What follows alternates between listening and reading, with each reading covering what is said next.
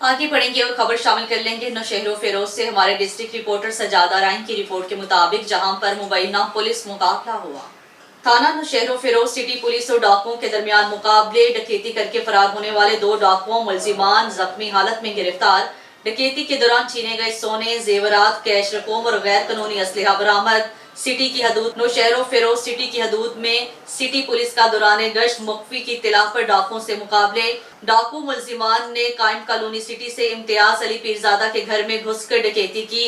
Police को बरवक्त इत्तला पर SHO Naushahro Feroz city असदुन नबी खची के सरबराही में पुलिस ने डाकुओं का पीछा किया और बहादुरी का मुजाहिरा करके केलों के बाग में दाखिल हुए तो डाकुओं ने पुलिस के ऊपर कत्ल के इरादे से फायरिंग शुरू कर दी। आमने सामने मुकाबला जात जारी रहे। जख्मी हालत में गिरफ्तार मुलजिमान की शनाख्त जिला खैरपुर के रिहायशी माशूक वल्द गुलाब ओट के नाम से हुई है। गिरफ्तार मुलजिमान के कब्जा से डकैती दौरान छीना गया सोना और जेवरात, कंगन, 45,000 रुपए, कैश रकूम और 2 पिस्टल्स बरामद कर ली हैं।